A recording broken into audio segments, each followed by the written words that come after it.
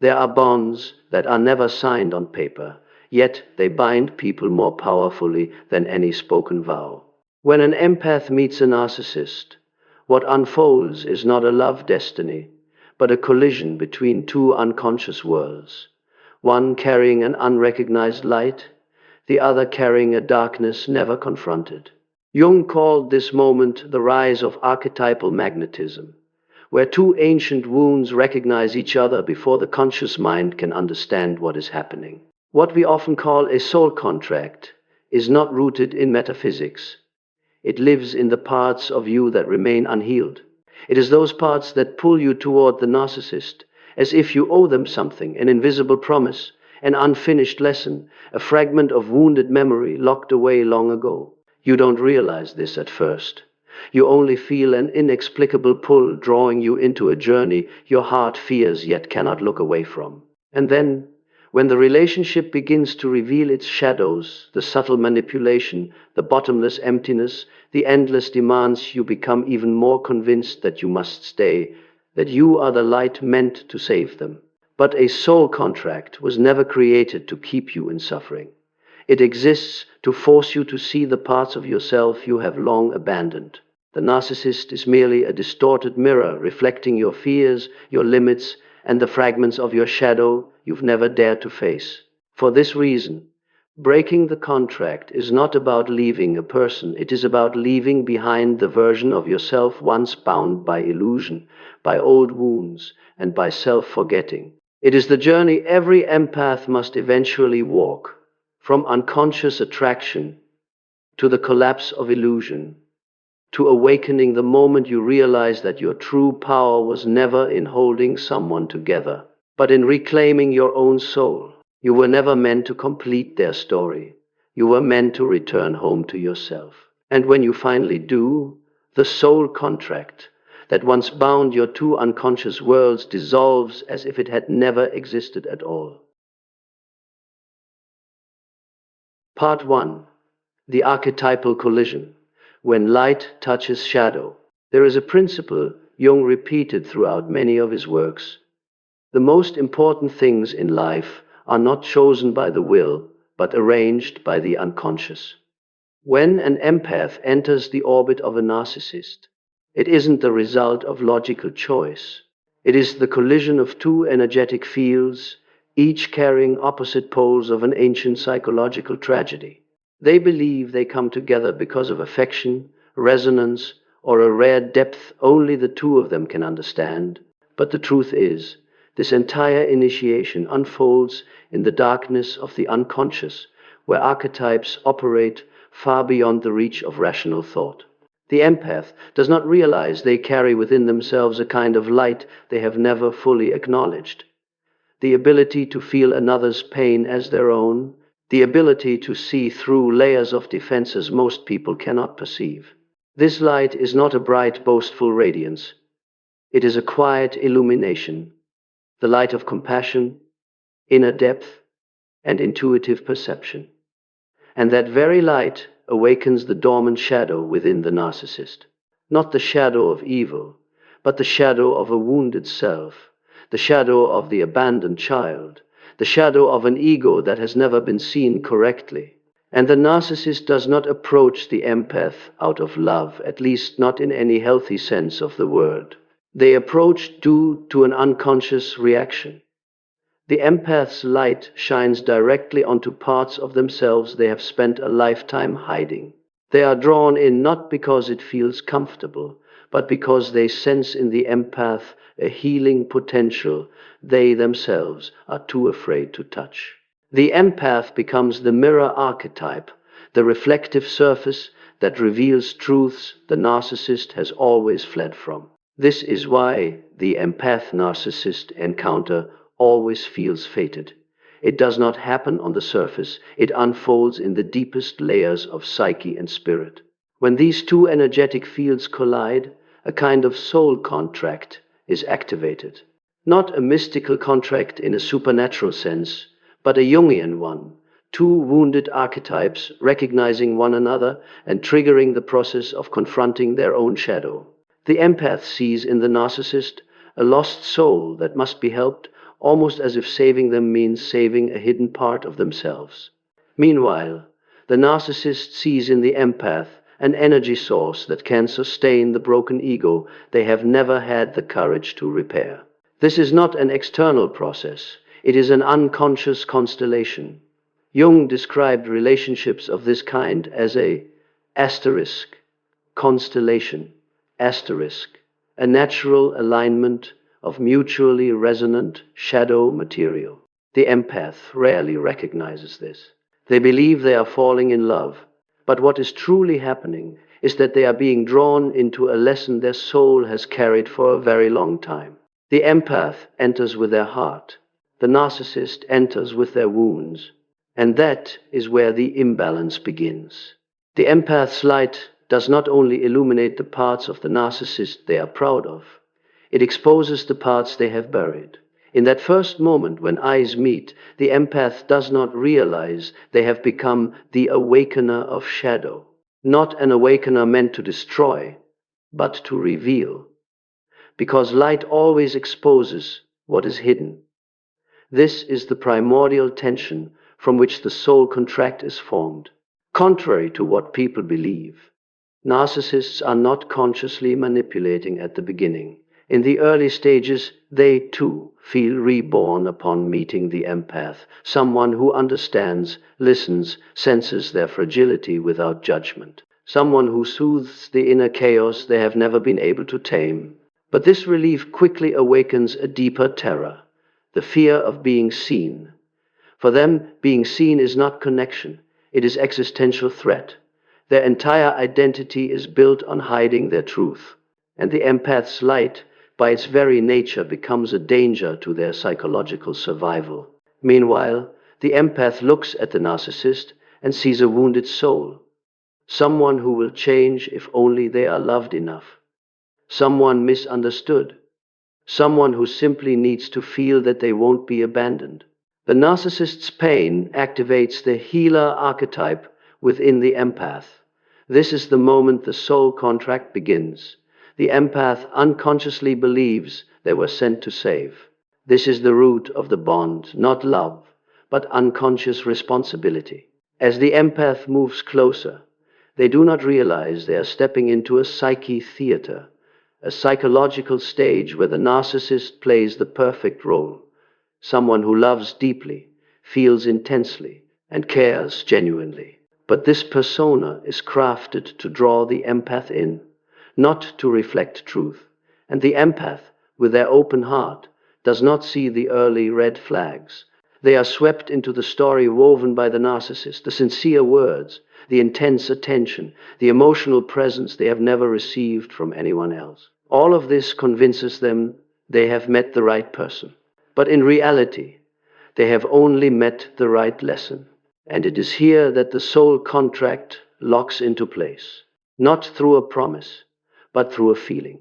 The feeling that they owe something, the feeling they must stay, the feeling that if they leave, the narcissist will collapse, the feeling that they must be the light in someone else's darkness, the feeling that they are responsible for that person's peace. And as Jung famously said, anything we do not make, conscious returns to us as fate. This fate is not destiny. It is the repetition of the unconscious.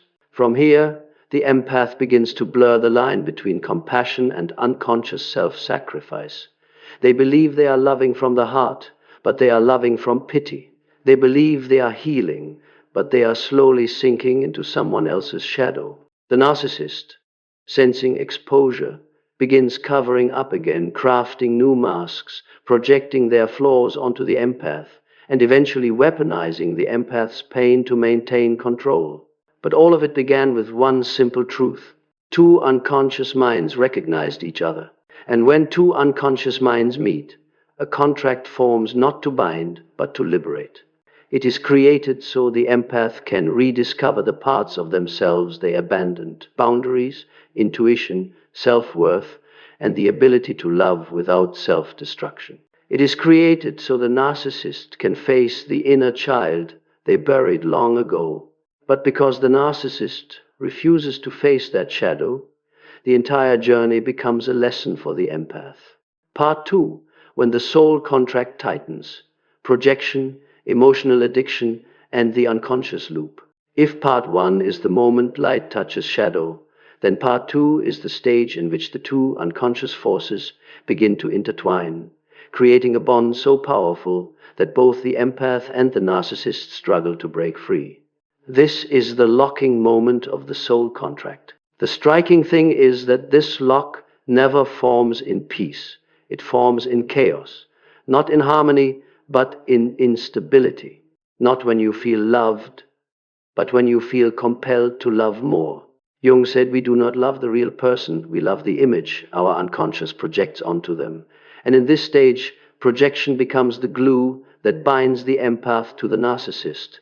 The empath looks at the narcissist and sees a soul needing rescue, a misunderstood person, potential, goodness, promise. But this is a projection built from their own wounds. They are not loving the real person. They are loving the person they imagine the narcissist could be, a person the narcissist never was and likely never will be. Meanwhile, the narcissist projects the opposite. They see in the empath an endless well of energy, unconditional understanding, the perfect mirror reflecting back exactly what they want to see in themselves. When the empath responds with gentleness, patience, and care, the narcissist believes they have found the ideal supply. The love they offer is not connection, it is possession. They do not love the empath, they love the feelings the empath generates in them. Importance, validation, indispensability, and so the soul contract begins to tighten. The empath projects ideals. The narcissist projects needs. Two illusions meet and form a false reality. We are meant for each other, but in truth, they are bound not to each other, but to their own shadows. Then comes the familiar turning point. The narcissists shift from intense affection to cold detachment, from attention to indifference, from making the empath feel special to making them feel guilty. This is the birth of the trauma bond. The empath cannot understand what is happening. They think they did something wrong. They believe that if they love more, apologize more, endure more, the narcissist will return to who they were at the beginning. But this is the most dangerous hook of the soul contract. Uncertainty. Because it is uncertainty that creates emotional addiction. The sweet, cold, close, distant, loving, withdrawing cycle becomes a form of unconscious dopamine addiction, causing the empath to cling to the small crumbs of affection the narcissist sporadically throws their way. This is not weakness, this is neurobiology. Numerous neurological studies show that emotional unpredictability creates stronger dependency than stable affection. This is the trauma bond. And trauma bonding does not just tether your heart, it shackles your soul. From here, the empath begins to shrink themselves to preserve the connection. They lower their needs, soften their boundaries, silence their voice. They justify the narcissist's harmful behaviors through compassion. They label the abuse as their past pain and believe that if they are just good enough, everything will change. But this is how the soul contract tightens. The empath thinks they are healing the narcissist, but they are becoming fuel. The narcissist senses this. And because they operate from wounds, not love, they respond only with more demands. They begin testing boundaries, a sarcastic jab, a disappearance, silent treatment, blame shifting. They observe the reaction. They see the empath stay, so they push further and further. This is the shadow dance Jung described. The narcissist unconsciously pushes the other person to the edge to test whether they are valuable enough for someone to stay. And the empath, seeing shadow, believes they are witnessing someone fighting darkness. They convince themselves that loving deeper will inspire change. But the truth is the opposite. The more they give, the more energy they lose. The more energy they lose, the weaker they become. And the weaker they become, the easier they are to control. Thus, the soul contract, which was meant to help the empath confront their own shadow, transforms into an invisible net, slowly tightening around them. Not causing immediate pain, but gradually erasing their sense of self. This is the phase where the empath's soul begins to send warning signals. Intuition whispers that something is wrong, but the empath ignores it, believing the story they've been telling themselves. I can save them. But this is the blind spot of the journey. The moment the empath believes this story, they become the lead actor in the narcissist psychological theater. This theater has 3 acts. Act 1, idealization. You are everything. Act 2, devaluation. You are nothing. Act 3, discard. You are replaceable. Daita. And this cycle is what turns the soul contract into emotional addiction. It is not love that binds. It is fear. Fear of loss. Fear of abandonment. Fear of repeating an old wound. This is the deepest layer of the unconscious, where the empath's old wounds connect with the narcissist's old wounds, where the soul believes it is completing something unfinished, when in reality it is reenacting an ancient pattern of pain. The narcissist does not understand this connection. They only sense that the empath fears losing them. And the feeling of being feared to be lost gives them value, something they have never felt inside. So they continue the cycle not out of malice, but because they have no other inner map. Meanwhile, the empath slowly adapts to this darkness. They do not realize they are changing. They no longer smile the same, no longer feel peace, no longer feel confident, no longer feel bright. Yet they believe this is because they have not loved well enough, not been patient enough, not forgiven enough. This is the final tightening of the soul contract. The empath begins blaming themselves for the pain they did not cause. Then comes the moment all empaths remember. The startling realization that they are loving someone they can never reach, not because that person is distant, but because that person is incapable of connecting as they do. This shock destabilizes the entire unconscious structure of the empath. They realize they are not saving anyone, they are losing themselves. This is the first crack of awakening. Not a sudden enlightenment, but exhaustion, a heart so tired it can no longer rationalize pain. And as the trauma bond weakens, the soul contract begins to fracture. Not because the empath wants to leave, but because their soul cannot stay. Part 3.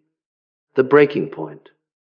When the illusion shatters and the soul contract begins to dissolve, there is a moment every empath has gone through in their journey with a narcissist, and it is not the breakup, nor the moment of betrayal.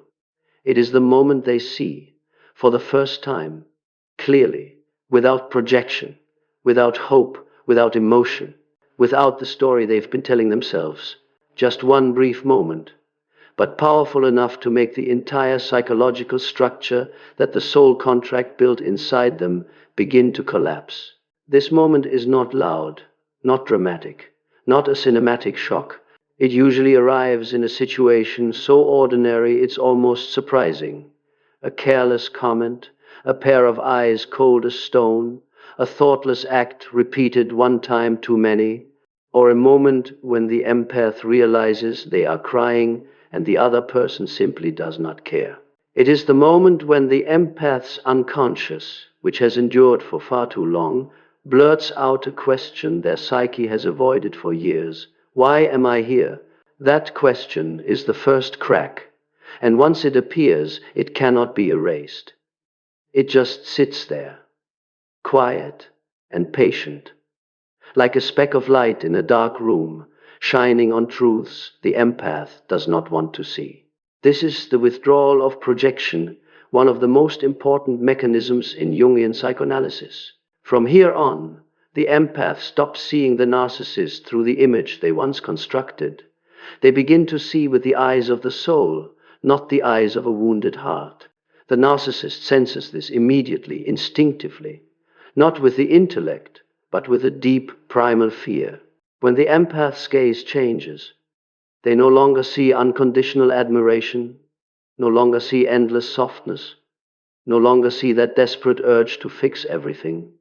Instead, they see stillness, clarity, observation, a calmness the narcissist cannot manipulate. To the narcissist, This is an alarm signal, because the entire energetic structure they relied on to feed their ego is eroding. When the empath sees the truth, the illusion of the narcissist's power begins to shake. A narcissist is not afraid of being hated. They fear one thing only: being seen through. Because once they are seen through, they have nowhere left to hide from themselves. In that instant, the soul contract begins to crack on the narcissist side. But on the empath side, that crack is the starting point of liberation. From this point, the empath begins the process Jung called unmasking the shadow, removing, layer by layer, the masks they unconsciously placed on the other person. They stop idealizing. They stop clinging to the beautiful early days. They stop waiting for change. They stop justifying their own pain. When light shines on darkness long enough, the darkness runs out of places to hide. But the core of this phase is not the empath seeing the truth about the narcissist. It is the empath seeing the truth about themselves. Because in the moment the illusion collapses, the empath realizes how long they have been abandoning themselves. They have sacrificed their own worth, traded away their boundaries, ignored their intuition. They tried to become the savior to conceal a deeper fear of abandonment, of not being enough, of not deserving healthy love. And it is precisely these fears, not the narcissist, that kept them locked in the soul contract for so long. This is the most painful stage, but also the most crucial, because it forces the empath to face their own shadow, the part that believes they must suffer in order to be loved. When that part comes into awareness, the soul contract begins to tremble. It is no longer valid in the way it once was, because the lesson has surfaced. The empath's soul is asking them to step out. The narcissist, sensing this shift, will react in one of two familiar ways: intensify, increasing control, or withdraw, pulling back into silence.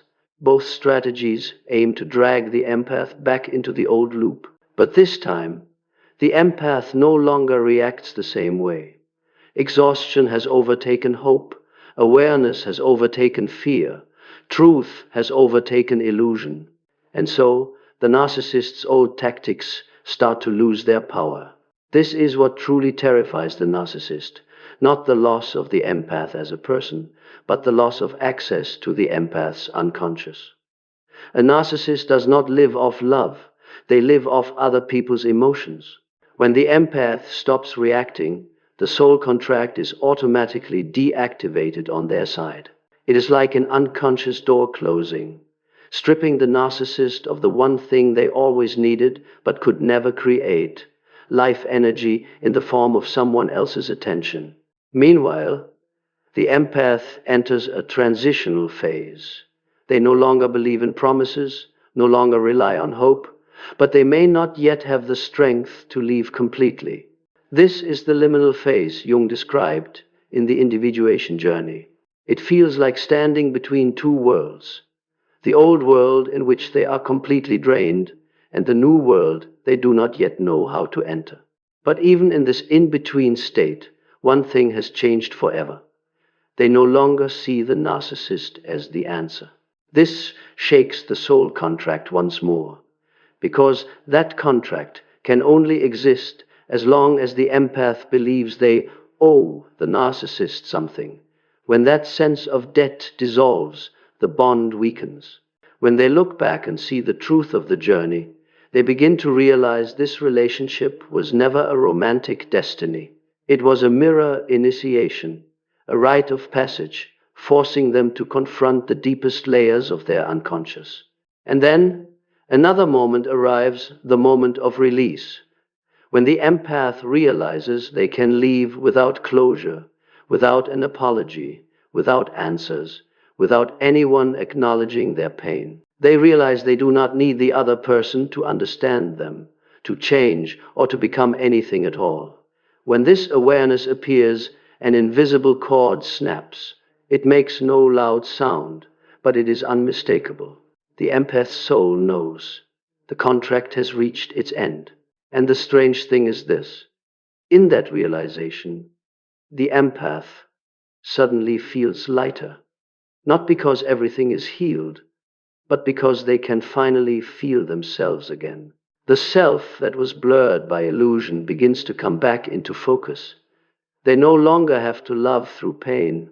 They no longer have to understand others more than they understand themselves. They only have to look at the truth, and that truth is enough to set them free. Part 4. The essence of liberation. When silence becomes the ritual that breaks the contract. When the illusion has dissolved and the empath sees the truth of their bond with the narcissist, a quiet movement begins in their soul. It is not an instant, decisive break. It is a subtle shift in energy, as if their soul were slowly reclaiming each shard of light it lost along the way. As this withdrawal of energy unfolds without noise, without declarations, without anger, it becomes an invisible blade cutting the soul contract at its very root. Jung once said that toxic bonds are not maintained by actions, but by the energy one side continues to feed into them. When that source runs dry, every attachment disintegrates like a shadow with no light left to sustain it. And this is the moment the empath begins to take their light back. The first thing that happens when the empath withdraws their energy is the collapse of the narcissist's power structure. Throughout the relationship, the narcissist never controlled the empath through brute force, but through sensitivity. They survived on every emotional reaction of the empath, from the smallest anxiety to the largest tears. But when the empath enters an inner silence, not as a tactic, but as a genuine refusal to lend out any more energy, everything starts to tilt. No more explanations, no more debates, no more attempts to understand, no more efforts to repair. There is only stillness. And that stillness feels to the narcissist like having the oxygen supply to their ego cut off. They don't realize that what terrifies them is not losing a person, but losing a mirror that once reflected their ego so clearly. They do not fear losing love, they fear losing power. This silence exposes the narcissist's true essence. In the earlier days, as long as the empath was reacting, the narcissist had somewhere to project, a stage to perform on, a person to blame, a soul to cling to. But when the empath withdraws, the narcissist falls into freefall. Their ego was built from other people's reactions. Without anyone to reflect them back, they are stripped of their perceived reason to exist. They desperately try to regain control using every familiar tactic: blame, apologies, nostalgia, let's try again, victimhood, jealousy, stonewalling, outbursts, then sweetness again. But this time, the empath does not move, not because they have suddenly become hard or cruel, but because their soul has stopped sending energy in that direction. No more unconscious drive, no more urge to heal, no more emotional addiction. The narcissist's old techniques punch into empty air, and that is what terrifies them most. Within this silence, the empath's nervous system finally begins to heal. This is the part most people don't understand. A trauma bond is not broken by logic, but by a nervous system that is no longer being hijacked. When the constant emotional highs and lows cease, when the instability used by the narcissist to maintain addiction disappears, the empath's brain and body begin returning to a state of safety. Once safety returns, they are no longer drawn to emotional storms. No more craving for adrenaline. No more compulsion to fix. No more urge to save. Inner quiet gradually expands, and the trauma bond once created by repeated emotional activation starts to dissolve on its own. Once the trauma bond dissolves, the soul contract loses its power source, and its locking mechanism is disabled. As the energy is withdrawn, something deeper begins. The empath reconnects with their true self. The intuition that was once strangled grows sharp again. Self-worth, once eroded, begins to rise. The self that was sacrificed to maintain the relationship now calls them back. Their mind is less chaotic, their heart less shaky, and dependency transforms into clarity. The energy that used to flow toward the narcissist now flows back toward the original self. This is the phase Jung described as returning to the self. And it is precisely this return that deactivates the entire structure upon which the soul contract once depended. Distance, not just physical distance, but energetic distance, leaves the narcissist with nothing to grab onto. They can only manipulate as long as the empath is still reacting in fear, hope, longing, or guilt. But when those emotions settle, when the empath no longer runs after the narrative, the narcissist becomes invisible within the empath's inner world. Not hated, simply irrelevant. With no supply, no reflection, and no fear left to trigger, the psychological loop that once bound the empath becomes obsolete. And the deepest truth here is this: the empath's withdrawal is not an act of punishment, not a performance to prove their worth, not a strategy to make the narcissist realize their mistakes, not a test to lure them back. The empath leaves because what once kept them there has dissolved. There is no sense of debt, no compulsion to fix, no unconscious urge to complete an old story. When the soul understands that its lesson is complete, the contract burns without ceremony. It disappears on its own, the way darkness disappears when light returns. Part 5. The narcissists collapse. How they fall apart when the contract is cut. When the empath retrieves their energy and the soul contract is broken on their side, something happens almost immediately inside the narcissist's psyche, an emptiness that stretches like an abyss. Not because they lost a lover, but because they lost the mirror that fed their ego.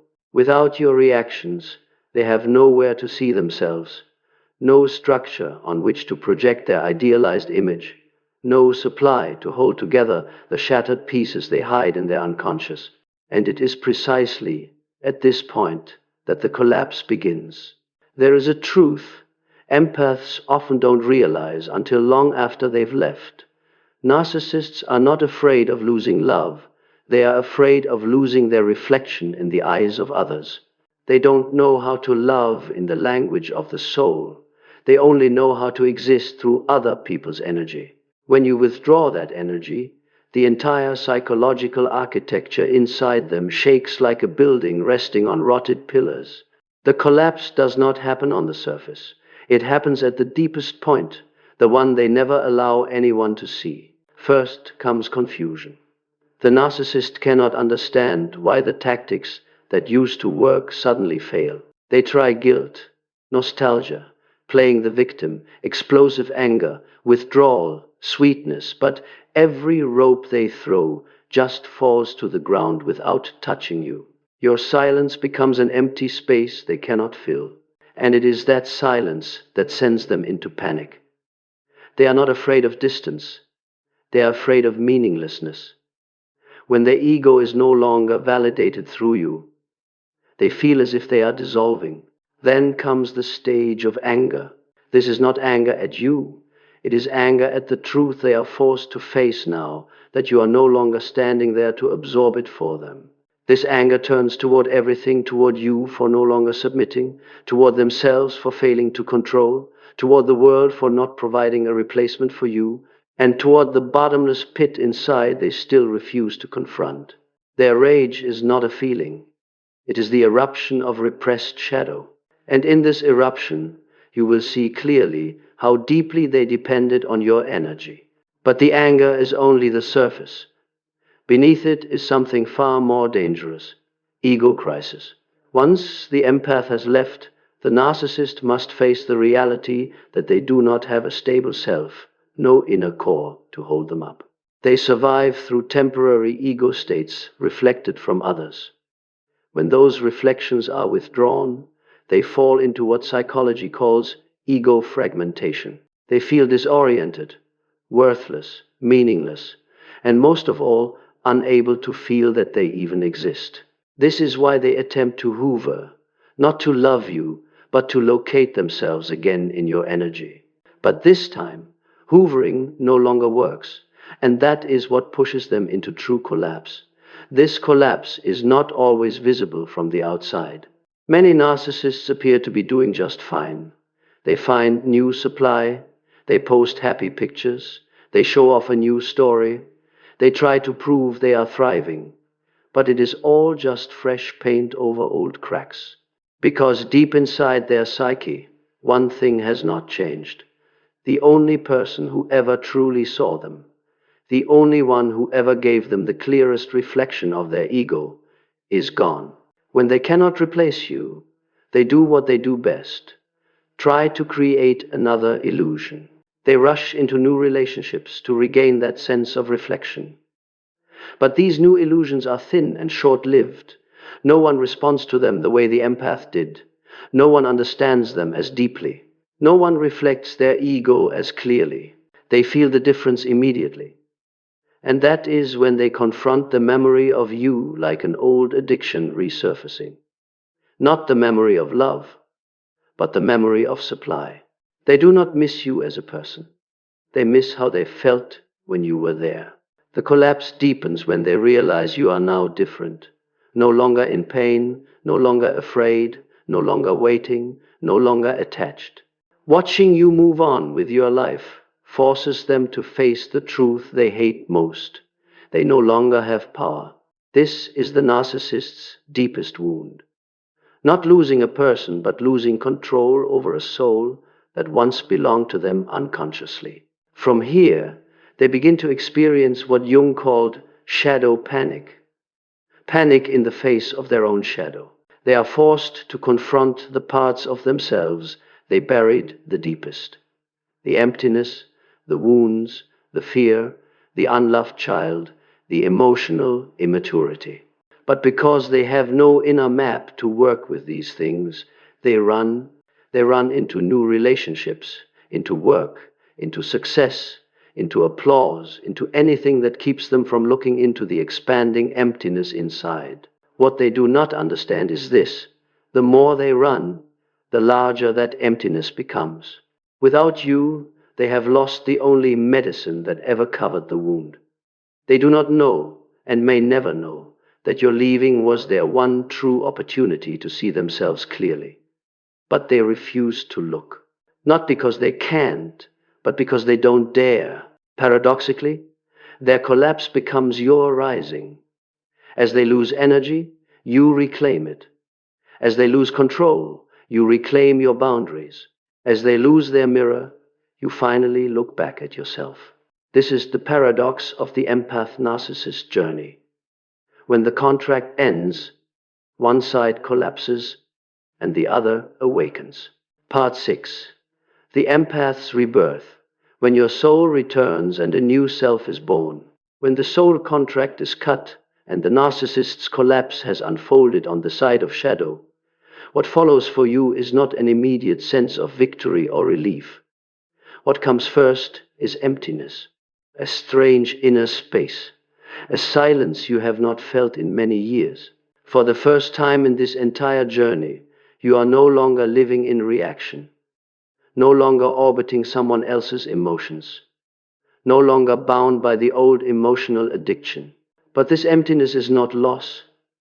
It is expansion, a quiet inner space your soul needs in order to be reborn. As your inner world expands, the first thing that returns is intuition.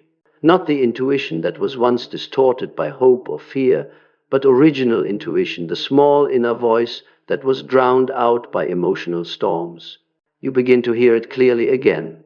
The things you knew from the very beginning, the things you once felt but allowed someone else to make you doubt. That voice is no longer buried under chaos. It becomes a compass, gentle yet sharp, as if your soul were saying, "It is time to come home." When intuition returns, boundaries follow. Not boundaries built from anger or rebellion, but natural boundaries born from deep self-understanding. You no longer need to scream no. You simply no longer allow others to cross your line. Your boundaries become a quiet light, harming no one, yet so clear that no one can mistake them. This is one of the subtlest signs of rebirth. You no longer protect yourself with fear, but with clarity. Then something strange happens. You begin to breathe again with your own lungs.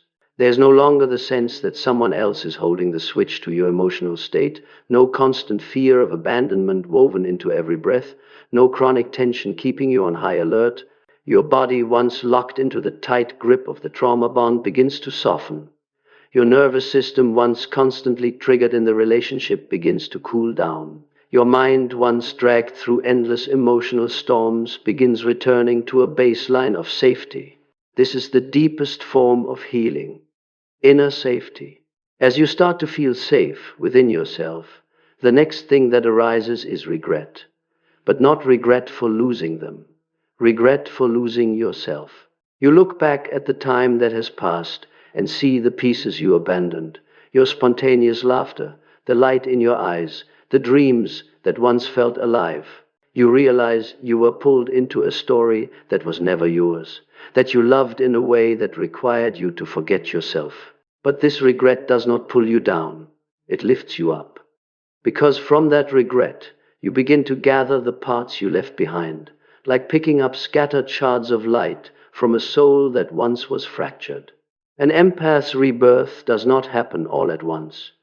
It unfolds in layers. First layer, recognition. Second layer, recovery. Third layer, reconstruction. Fourth layer, elevation. In the reconstruction layer, you begin to remember who you were before you met them. Not to go back to that old version, but to realize you have grown far beyond it. An empath who has gone through a relationship with a narcissist never returns as they were. They return deeper, more grounded, more serene, more clear, as if the shadow they walked through has given them a depth no textbook could ever teach.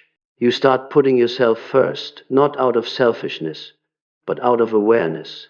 You begin to recognize what drains you, which interactions make you shrink, which conversations make your heart shut down. You see the world with eyes that have looked directly into darkness, so you are no longer afraid of it. You see people with a heart that was once taken to the edge, so you cherish that heart more fiercely. This is when the empath becomes their strongest version, not because they no longer feel, but because they no longer lose themselves inside what they feel for others. And then something miraculous happens. You stop seeking closure. Closure no longer matters. The questions that haunted your nights, why did they do that? Did they ever truly love me? Where did I go wrong? What should I have done differently? Begin to lose their weight. Not because you found the answers, but because you realize the answers were never required for you to move on. You do not need their confession, their apology, their understanding, or their acknowledgement of what they did. You understand that closure does not come from them. It comes from you ending the cycle inside yourself. This is the birth of the empowered empath, someone who no longer loves out of fear, no longer gives from unconscious self-sacrifice, no longer carries others' pain as their personal obligation. Your heart is still soft, but it is no longer fragile. Your sensitivity remains, but it is no longer exploitable. Your compassion runs deeper, but now it has boundaries. This is true rebirth, not turning you into someone else, but restoring you to who your soul intended you to be from the very beginning. And then one day, you wake up and feel light, for no particular reason, no big event, just light, as if no one is holding a piece of your soul anymore, as if the energy you once scattered has finally returned, as if the pain that tied you to their darkness has finally been cleansed. This is the moment of rebirth, a rebirth not marked by triumph, but by peace. Jung called this moment the return of the self, when the soul comes back to the center after passing through shadow, chaos, and fragmentation. And when your soul returns, you are no longer the person who entered that relationship. You are the version forged by shadow, polished by pain, and purified by awareness. You become something the narcissist's darkness can no longer touch. Part 7. The New Contract. The soul mission the empath accepts after leaving the darkness. After the empath is reborn inside their own silence, something quiet yet profoundly deep begins to rise within them, a sense that this journey was never just about escaping a person, but about stepping out of an old version of themselves that no longer fits. When the soul awakens, it realizes that the pain that once swallowed it whole was only an initiation, a door-opening ritual. And behind that door, a new contract is waiting, not a contract with anyone else, but a contract between the empath and their truest self. From the moment the soul contract with the narcissist is broken, the empath begins walking a path Jung called the path of individuation, the road to becoming fully themselves. This is no longer a journey of pain or even healing. It is a journey of expansion, reconstruction, and becoming the person their soul was always designed to be, long before the darkness pulled them off course. One of the first changes in this phase is a new clarity of perception. The empath begins to see the world with eyes no longer clouded by old wounds or a desperate need to be loved blindly. They see people not only with a sensitive heart, but with a mind that has matured through experience. Their sensitivity does not disappear. It evolves into emotional wisdom, a kind of knowing that cannot be faked. Their intuition becomes so precise that they can feel the authenticity or hidden agenda in someone's energy within seconds. They sense who carries shadow, who carries pretense, who carries unhealed wounds, and who carries light looking for a companion. And they no longer choose wrong. The second shift is a complete repositioning of self-worth. The empath once gave love as an act of unconditional surrender, even to the point of being drained dry. But now their core understands that love is not blind sacrifice, it is conscious choice. Love is not dissolving into another. It is the meeting of two souls who remain whole. And so the empath no longer loves by trading pieces of themselves away. They love from wholeness. This makes them a rare presence in the modern world, a soul who can reach deep without disappearing, who can feel deeply without being consumed. Then one day they recognize their next mission, no longer to heal others, but to use their regenerated light to illuminate their own path. This is the greatest shift. The empath once carried the wound of the savior, believing they had to rescue others in order to feel worthy. After awakening, they understand that their soul did not come here to save people. It came to become someone whose very presence is healing, not by doing, but by being, not by fixing others, but by inspiring them to fix themselves. That is the new contract of the empath, a contract of illumination, not of self-sacrifice. As they step into this phase, the empath begins to attract souls with a similar vibration. No longer narcissists drawn to their wounds. Now they meet people who have also walked through their own darkness, people who have wrestled with themselves, people who know how to love without owning, people who have a shadow but do not let it rule them. These connections are no longer built on pain, but on maturity, no longer built on illusion, but on truth, no longer sustained by fear, but by freedom. As the empath lives within these kinds of connections, they realize that what they once called love with the narcissist was never truly love. It was only the collision of two wounds, and this now is the meeting of two souls. From here, a new quality is born within the empath, powerful serenity. They no longer need to shout to be heard, no longer need to chase to be seen, no longer need to prove to be loved. Their presence alone creates impact. This serenity makes them so strong that darkness cannot touch them.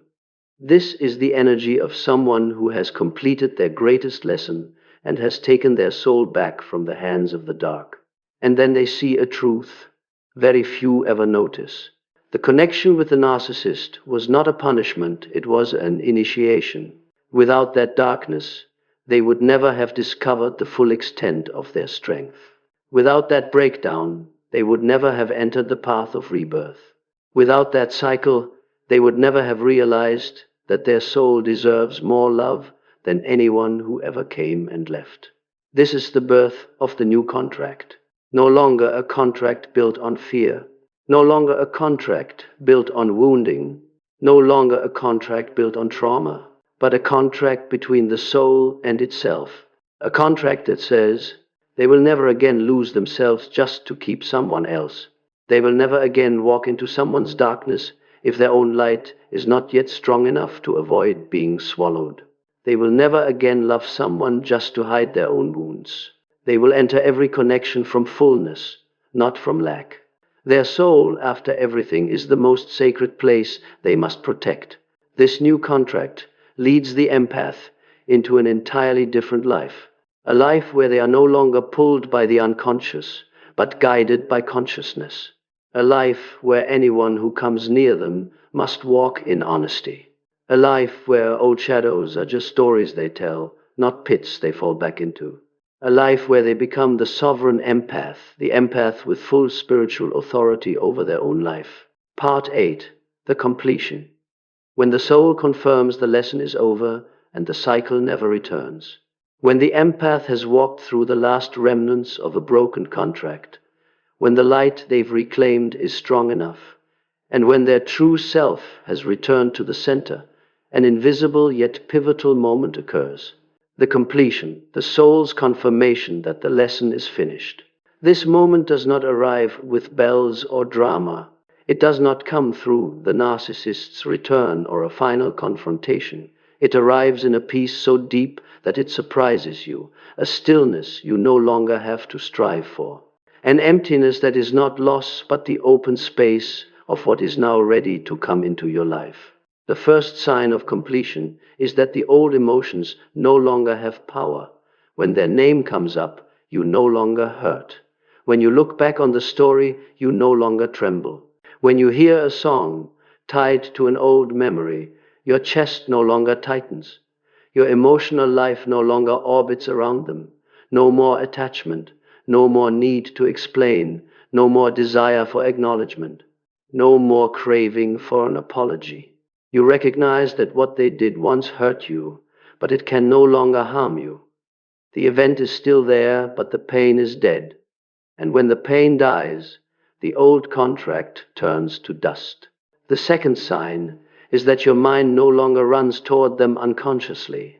Before, even when you tried to forget, your mind would keep analyzing, decoding, replaying memories by sheer habit.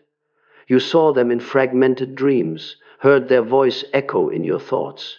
Now those imprints begin to fade. Not because you forced them out, but because your mind has shifted to a new frequency, one they cannot reach. This quiet is not mental control. It is natural shedding as your soul moves into its next chapter. The third sign of completion is that you see yourself more clearly than you see them. When you were still bound by the soul contract, you viewed life through the lens of that relationship. But once the contract dissolves, you look in the mirror and see someone you have never seen so clearly.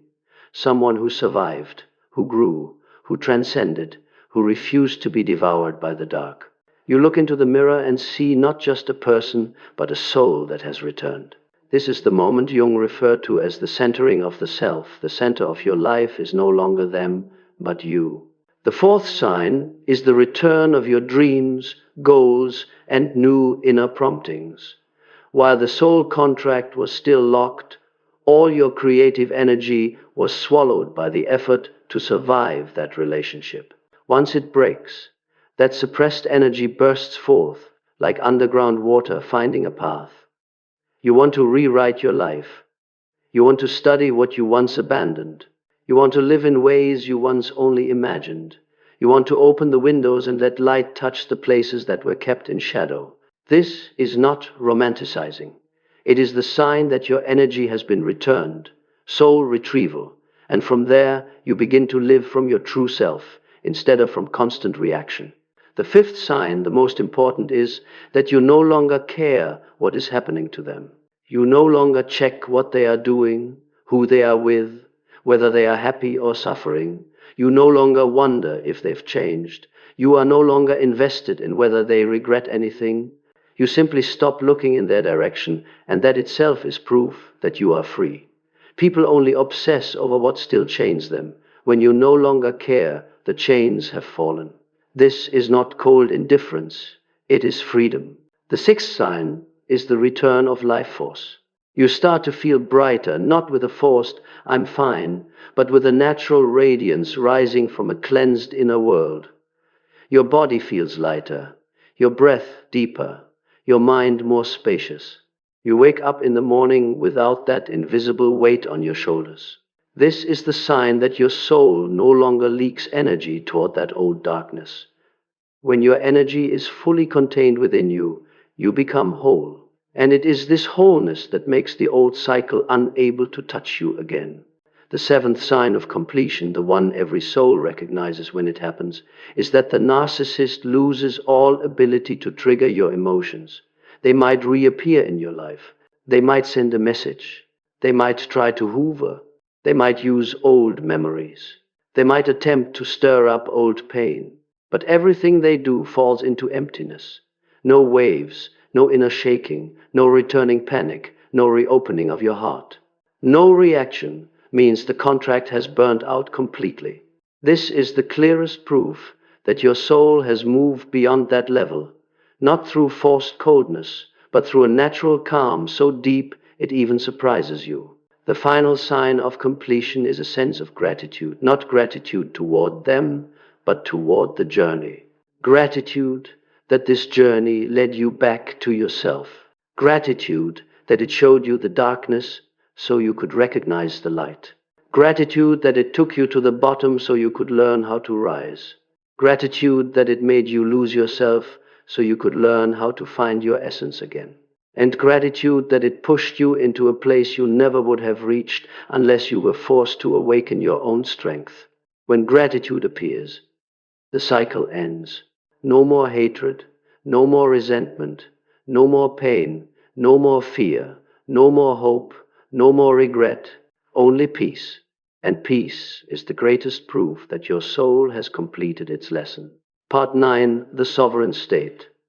When the empath reaches spiritual sovereignty and never returns to the old cycle. After the soul has confirmed completion, the empath's journey does not end. Completion is not a finish line. It is a threshold, the point where an old chapter closes and a larger one begins.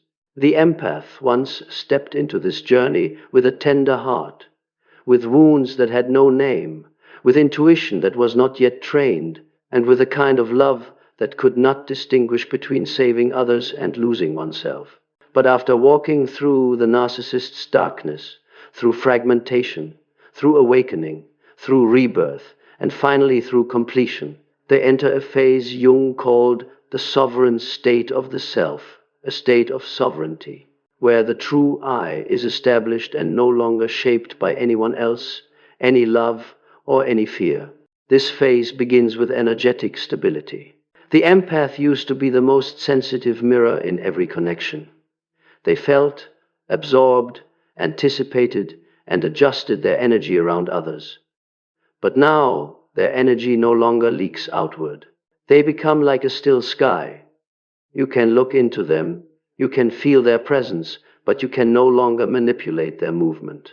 This stability creates a new kind of gravity, not the kind that once pulled wounded people toward them to seek supply, but the kind that only attracts souls who have walked through fire and know how to respect another's space. This is empath sovereignty, where sensitivity is no longer a weakness, but the very foundation of strength.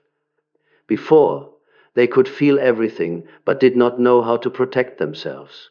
Now they still feel everything, but other people's energy no longer pierces their core.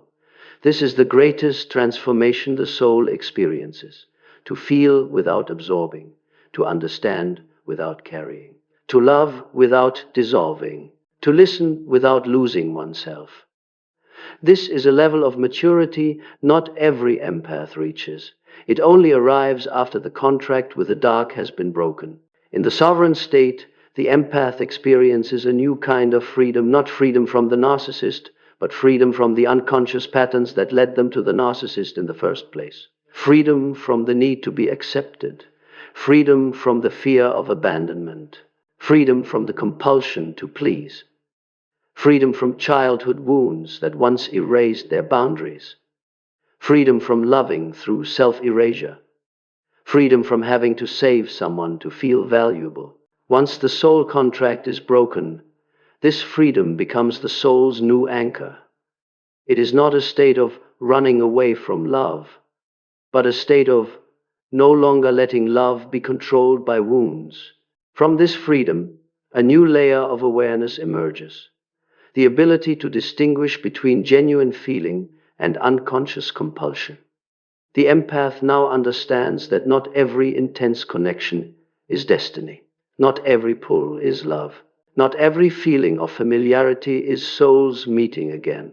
Many of these are simply collisions between unhealed wounds, reenactments of old patterns, and the calling of shadow to shadow.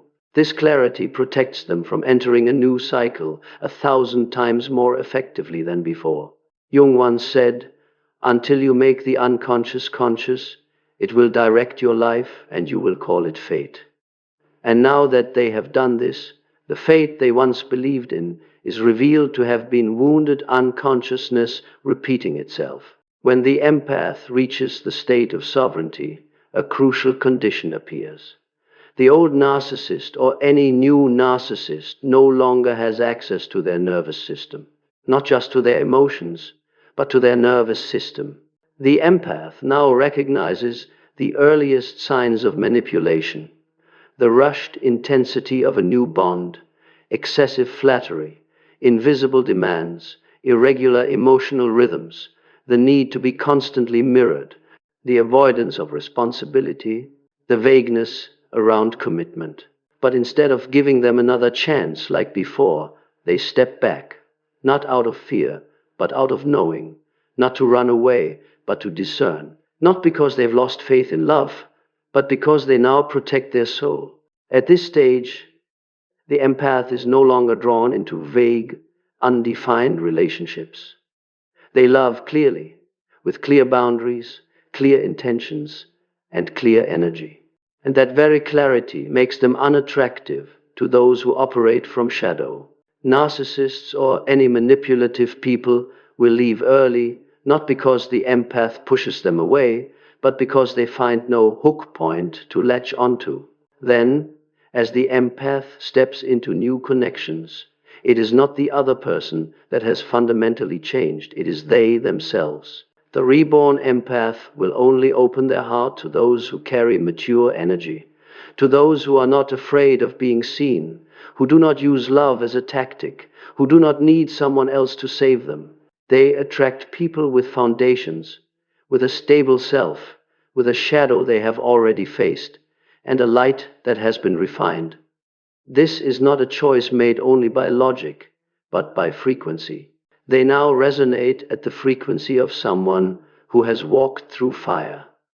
Only souls who have also walked through fire will truly recognize them.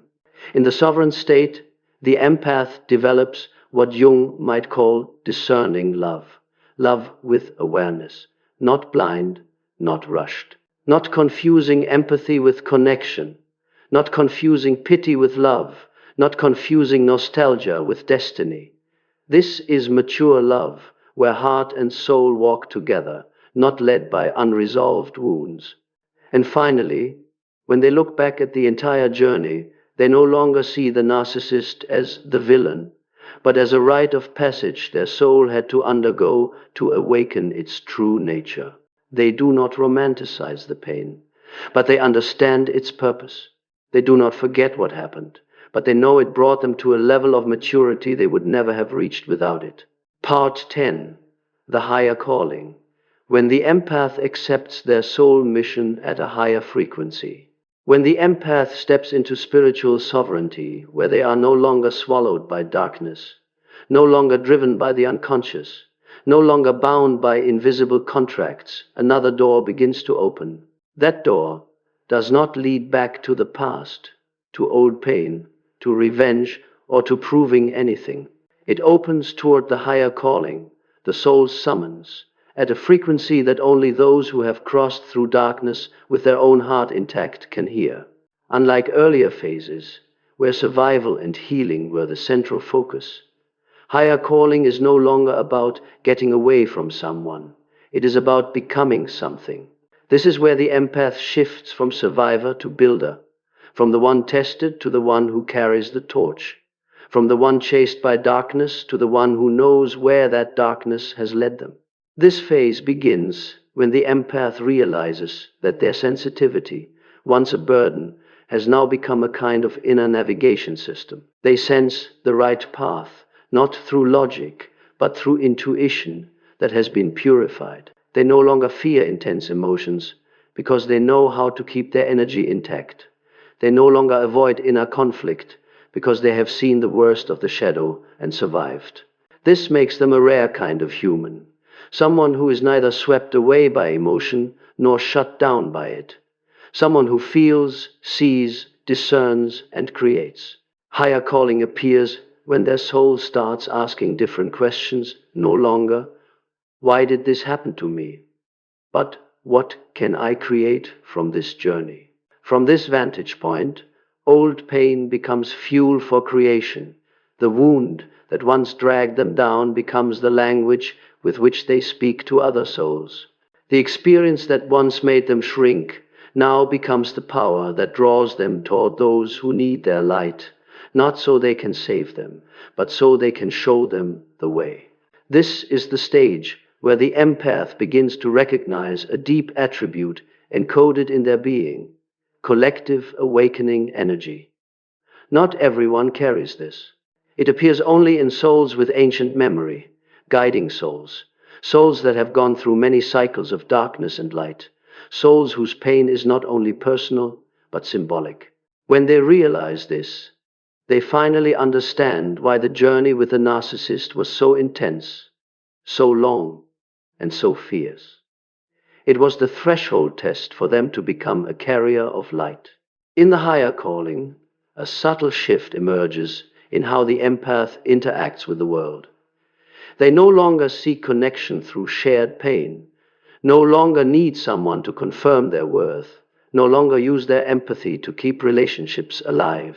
Instead, they begin creating spaces, spaces of healing, spaces of creativity, spaces of truth, spaces of maturity. These spaces do not attract wounded souls looking to cling to them. They attract souls who are trying to step out of the dark, just as the empath once did. Then something miraculous happens. Their life begins to move in synchronicity. Jung called this the moment when the soul and the outer world fall into the same rhythm. The right people appear. Unexpected opportunities open. The right doors swing wide at the right time. Intuitions become reality. Inner promptings turn into pathways. This is not luck. It is a sign that the higher calling has been activated. Their soul starts to operate according to a higher logic, the logic of meaning, not of randomness. As the empath moves deeper into the higher calling, they realize their soul did not come here to live a small life. They came to create impact, not necessarily wide in scale, but deep in effect. One right word at the right time can save a life. One presence in the right place can shift an entire system. One decision at the right moment can break a generational cycle of trauma. They begin to live as the kind of person for whom the moment they walk into a room, the energy in the room changes. At this frequency, the empath no longer sees the old narcissist as an enemy. They see them as the activation point that pushed their soul into a more powerful phase. This is not naive forgiveness. It is the recognition of the role the other played in forcing them to grow up spiritually. This awareness does not excuse the wrong, but it frees the soul from its last emotional chains. It is forgiveness at the highest level, not to reconcile, but to dissolve psychological karma. The empath then understands one more truth. Their soul will never again allow them to return to the old version of love. Once the frequency is raised, relationships built on wounding, chaos, trauma bonds, and savior complexes will naturally fall away. Not because they are avoiding them, but because they no longer resonate. Their new frequency only permits connections based on truth, freedom, and courage. This is the clearest sign that the higher calling has shaped them into someone new. And so their soul begins to face forward with a rare certainty. They are no longer afraid to love, but they will never love the old way again. Their love now has standards, boundaries, wisdom, awareness, and presence. They only love those who speak to their soul, not to their fear. They only bond with those who tend to their own ego, not those who rely on them to exist. And they choose only those who can rise in frequency with them, not those who pull them back into old levels. As the empath moves fully into the higher calling, they become the model of a new kind of human. Sovereign plus, connected self, governing but not isolated, sensitive but not weak, loving but not devoured, clear-sighted but not cold. This is the kind of soul that darkness cannot destroy, and whose light cannot be extinguished. Part 11. The archetypal integration. When the empath unifies with the strongest archetypes in the soul and steps into sovereign being. After passing through every layer of the journey from the soul contract, awakening, rebirth, and sovereignty to the higher calling, the empath enters a stage that very few souls on this planet ever reach. Archetypal integration. This is not just psychological maturity. It is the completion of the soul. This is the moment when the empath no longer understands themselves only through personal experience, but through archetypes, the ancient forces in the collective unconscious that Jung called the underlying structures of the human soul. At this stage, the empath realizes that their story is not only their own. It is a chapter in a much larger story, the story of light facing darkness, of the soul confronting the unconscious, of life being reborn from ruins. And when they realize this, they begin to harmonize with the archetypes that once guided them unconsciously, now brought into the light to become allies. The first archetype they integrate is the wounded healer. This is the archetype of one who heals from their wound. It represents the ability to transform pain into wisdom. In the past, the empath was drawn toward the suffering of others because their own wounds resonated inside other people. But after walking through the dark and coming out the other side, the wounded healer is no longer a force that drags them in. It becomes a source of strength. Instead of healing others through self-sacrifice, they heal through presence. Instead of being pulled into other people's wounds, they use their own as a map to guide the way. This archetype teaches them that pain is no longer a burden, it is the foundation of insight. The second archetype that appears is the warrior of light. This archetype is not about fighting with aggression or control. It is about the ability to protect oneself through clarity, discipline, self-mastery, and non-negotiation with darkness. The warrior of light teaches the empath that kindness does not exclude strength. Gentleness does not cancel firmness. You can love with an open heart and still enforce boundaries. This is the archetype that makes the empath into someone darkness must think twice about, not because they attack, but because they are no longer easily possessed. The third archetype the empath integrates is the sovereign. This is one of the rarest archetypes to arise in a human life, because it only awakens when a soul has moved beyond emotional looping and become the center of itself. The sovereign does not seek consensus, does not lean on approval, does not wait to be rescued, does not allow anyone else to define their worth. When the empath unites with the sovereign, they become someone whose every decision, every boundary, every action flows from radical honesty with themselves. This archetype lifts them to such a high energetic level that those who live by manipulation can no longer come close. The fourth archetype is the alchemist of the soul. This archetype is the essence of transformation. It teaches them how to turn pain into gold, darkness into light, chaos into order, the old into the new.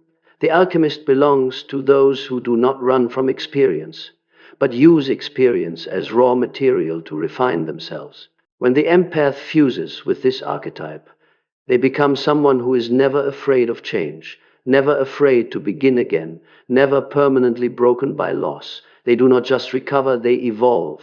The fifth archetype is the compassionate witness. Unlike the wounded healer, the compassionate witness does not heal through personal experience. They heal through seeing. This archetype leads the empath into the capacity to view life from a wider vantage point, not dragged into ego stories, not entangled, not judgmental. They witness others, fully seeing both light and shadow, without trying to change them. This creates a profound sense of safety. When you meet someone who is embodying this archetype, you feel accepted in a way almost no one else has ever given you. This is the most mature form of empathy. The sixth archetype and the highest one the empath can integrate in this lifetime is the mystic. This archetype appears when the soul has walked through darkness and no longer fears it. The mystic sees life through a metaphysical lens. Every event carries a lesson, every person is a mirror, every collapse leads toward a deeper ordering. When the mystic archetype awakens, the empath no longer lives merely by intuition, they live by soul. They feel shifts in energy, recognize synchronistic signs, and understand that life is not a series of disconnected events, but a journey with purpose. The mystic ushers them into a way of living where every moment carries a sacred significance. And finally, when all of these archetypes harmonize, something happens. The unified self. This is the state Jung described in the rubedo phase of spiritual alchemy, when the soul becomes whole and no longer fragmented. The empath who reaches this point no longer lives as someone driven by wounds, but as someone led by their true being. They no longer seek outside what must be awakened inside. They no longer love to fill a hole, but love from fullness. They no longer fear the dark, but know how to enter and leave it without being swallowed. When the unified self arises, a profound truth is carved into their heart. What once hurt them can no longer touch them, not because they have become cold, but because they have become whole. There are no loose fragments left for the dark to hook into, no emotional buttons left for someone to press, no empty spaces for someone to exploit. The unified self turns the empath into a being with non-penetrable energy, not in the sense of rigid defense, but in the sense of completion. In the end, when you look back over the entire journey from the moment your unconscious was pulled into a contract with the dark, to the moment you woke up inside your own silence, you realize that the real battle was never about escaping a person. The battle was always about escaping the version of yourself that let wounds lead the way, that let fear make the choices, that let illusions cover your eyes, and that allowed others to manipulate your heart simply because you did not yet know how vast the value of your soul truly was. You entered the darkness as someone who did not know. You walked through the darkness as someone searching. But you came out of the darkness as someone who has returned. Returned not to an old person, but to the soul you had lost long ago. Returned to the pure inner voice that had been silenced. Returned to the light that had been buried under emotional loops. Return to the truth that you were never weak, you were simply never seen correctly. Return to the strength you did not know you had until you had no other choice but to use it to save yourself. And the most beautiful part of this journey is not that you survived. It is that you awakened. You did not just walk away from a toxic bond. You walked away from the version of yourself that was entangled in it. You did not just break a soul contract. You broke an entire history of souls like yours being wounded in the same way. You did not just step into a new life. You stepped into a new frequency, where your light becomes your shield, your intuition becomes your compass, and your inner calm becomes a territory that darkness cannot invade. Jung once said, "There is no coming to consciousness without pain." People will do anything, no matter how absurd, in order to avoid facing their own soul. One does not become enlightened by imagining figures of light, but by making the darkness conscious. That is exactly what you have done. You have turned darkness into a map. You have turned pain into understanding. You have turned wounds into truth. And you have turned the journey itself into rebirth. Now, as you stand on the far side of your own soul, you understand that the narcissist was never the central figure in your story. They were the doorway. Their darkness was merely the test. Their collapse was simply a sign that you had revoked the unconscious contract that once kept you there. The story was never truly about them. It was always about you, about a soul strong enough to walk out of a place that once tried to swallow it whole. And when you return to this world with eyes that have seen darkness, with a heart that has once been taken, and with a soul that has learned how to heal itself, you are no longer who you were. You are the sovereign empath, an empath with sovereignty, with boundaries, with wisdom, with light, and with a calling. You no longer walk as a victim of fate. You walk as the one writing your own destiny. You no longer love from lack. You love from overflow. You no longer search for your reflection in others. You become the mirror for yourself. And you no longer fear the dark, because you know that there is no darkness greater than the light that rose within you through this journey. The old contract is broken. The soul is set free.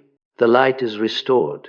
And the life ahead is opening like a blank page waiting for you to write on it with your truest self. You have not only escaped the narcissist, you have returned to yourself. And that return, that homecoming to your own soul, is the greatest victory of your life.